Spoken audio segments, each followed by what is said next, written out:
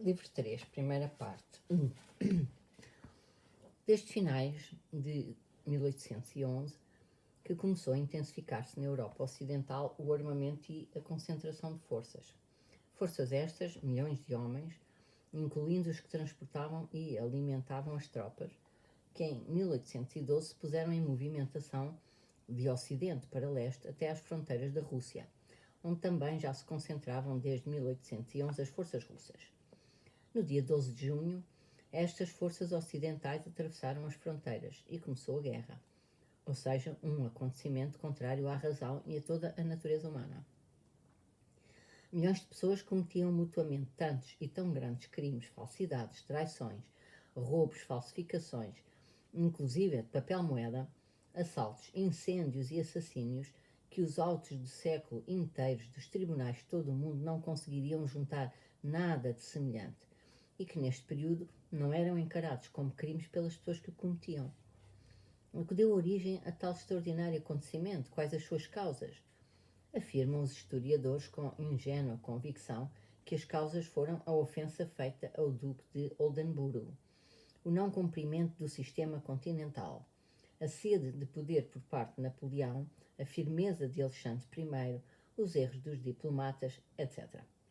Por esta lógica, bastava que Metternich, Rumiantsev ou Talleyrand, entre uma audiência e uma festa mundana, fizessem um bom esforço para redigirem com mais arte uma nota, ou que Napoleão escrevesse a Alexandre: Senhor, meu irmão, aceito devolver o ducado ao Duque de Oldenburgo, e não haveria guerra. É compreensível que os contemporâneos imaginassem assim esta história.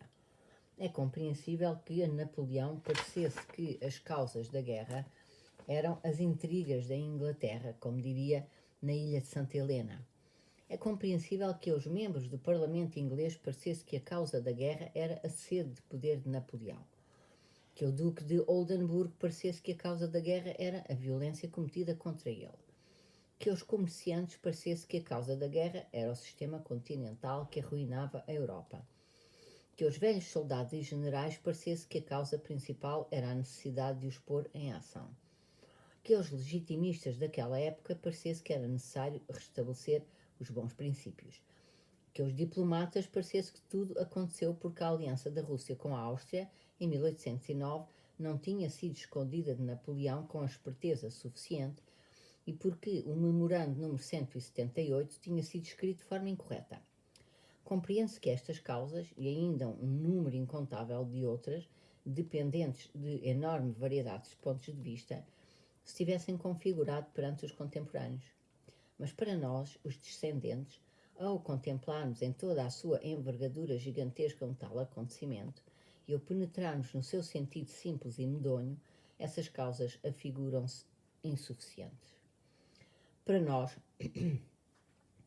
é incompreensível que milhões de cristãos se matassem e martirizassem uns aos outros porque Napoleão tinha a ânsia do poder, porque Alexandre era firme, porque a política de Inglaterra era manhosa, porque o Duque de Oldenburgo tinha sido ofendido.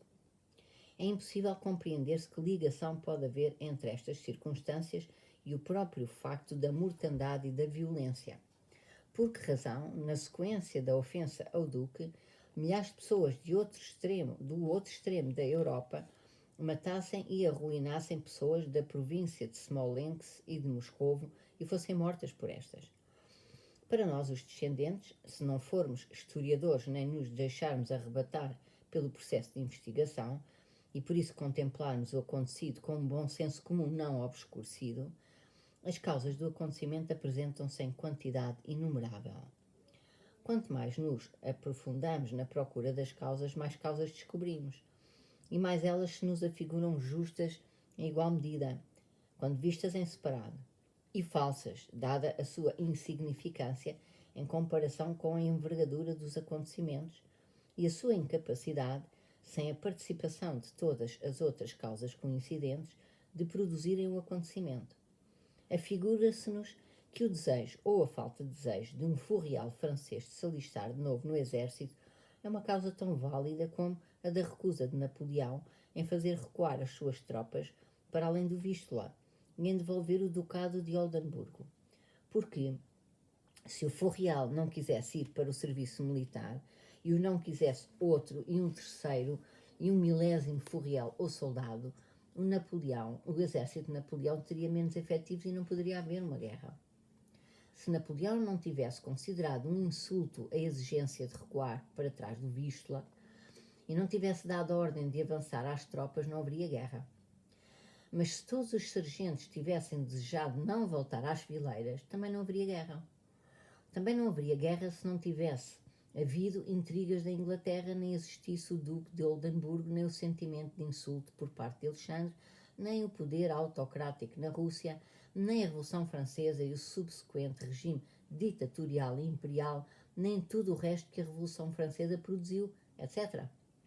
Bastava a inexistência de alguma destas causas para nada ter acontecido. Portanto, foram todas estas causas, milhares de milhões delas, que coincidiram para produzir o que foi produzido. Por conseguinte, não houve uma causa exclusiva do acontecimento. O acontecimento deu-se apenas porque sim. Milhões de pessoas, renegando os seus sentimentos humanos e a sua razão, tinham de avançar do Ocidente para o Leste e matar os seus semelhantes, do mesmo modo que, séculos atrás, marchavam do Oriente para o Ocidente multidões que matavam os seus semelhantes.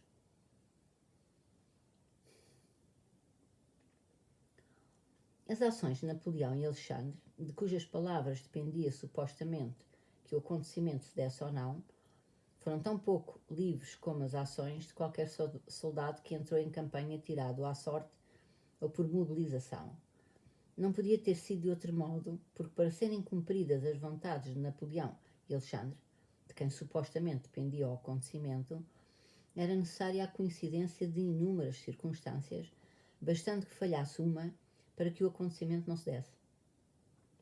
Foi necessário que os milhões de pessoas que tinham nas mãos a verdadeira força, os soldados que disparavam, transportavam as provisões e os canhões, concordassem em cumprir a vontade de homens singulares e fracos, tendo sido levados a isso por inúmeras causas complexas e variadas.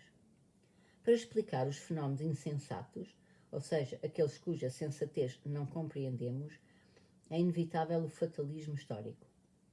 Quanto mais tentamos explicar sensatamente tais fenómenos da história, tanto mais insensatos e incompreensíveis eles se tornam para nós. Cada um vive para si próprio, usufrui da liberdade de alcançar os seus objetivos pessoais e sente, com todo o seu ser, que pode, num dado momento, fazer ou não fazer determinado ato. Porém, logo que este ato se realiza, torna-se irremediável e fica apanágio da história, sem significado livre, mas sim predestinado.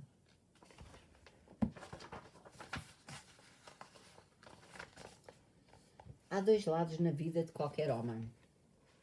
A vida pessoal, tanto mais livre quanto mais abstratos são os interesses dessa vida, e a vida espontânea, de enxame, em que o homem cumpre inevitavelmente as leis prescritas. O homem conscientemente vive para si mesmo, mas serve de instrumento inconsciente para a consecução dos objetivos históricos universais. O ato consumado é irremediável e o seu efeito, coincidindo no tempo com milhões de atos de outras pessoas, adquire um significado histórico. Quanto mais alta for a posição do homem na escala social e quanto maior for o número de pessoas a que está ligado, tanto mais poder terá sobre os outros homens e tanto mais evidente será a predestinação e a inevitabilidade de qualquer dos seus atos. O coração do rei está nas mãos de Deus. O rei é escravo da história. A história, ou seja, a vida de enxame inconsciente e geral da humanidade, aproveita cada minuto da vida dos reis como instrumento para os seus objetivos.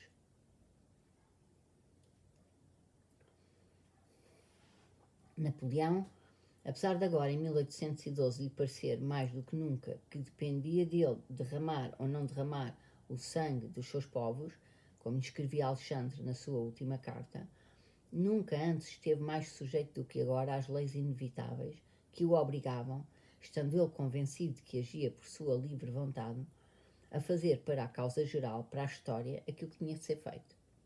Era para a matança mútua que as pessoas se moviam do Ocidente para o Leste. E pela lei da coincidência das causas, adaptaram-se de per se e coincidiram com este acontecimento milhares de pequenas causas desta movimentação e da guerra.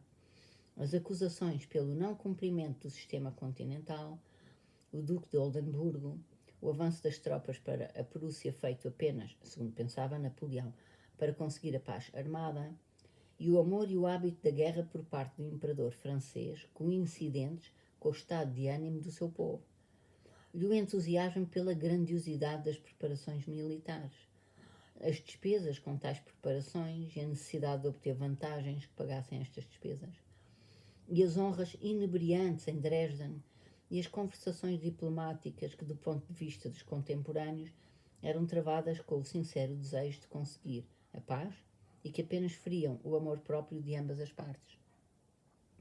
E os bilhões de outras causas que se foram moldando ao acontecimento iminente e coincidiram com ele. Quando uma maçã amadurece e cai da árvore, por que razão é que ela cai? Porque gravita para a terra? Porque lhe seca o pedículo? Ou porque o sol seca o fruto?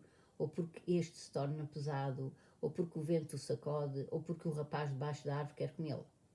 Nada disso é a causa. Tudo isso é apenas a coincidência das condições em que se produz qualquer acontecimento vital, orgânico e espontâneo. E o botânico, que achar que a maçã cai porque o tecido celular se decompõe, e assim por diante, terá tanta razão, e não terá razão alguma, como o rapaz que, debaixo da árvore, disser que a maçã caiu porque lhe apetecia comê-la, e porque rezou para que ela caísse. Da mesma forma terá e não terá razão aquele que disser que Napoleão avançou para Moscovo porque assim o quis, e que fracassou porque Alexandre quis que ele fracassasse. Também assim tem e não tem razão aquele que disser que um monte de 1 milhão de arrobas sucavado caiu porque o último operário lhe deu o último golpe de picareta. Nos acontecimentos históricos, os assim chamados grandes homens são etiquetas que dão o nome ao acontecimento e como etiquetas que são, têm um mínimo de ligação com o acontecimento em si. Qualquer ação deles, por mais voluntária que lhes pareça, no sentido histórico, é involuntária e encontra-se em ligação com todo o devir da história, estando determinada desde sempre.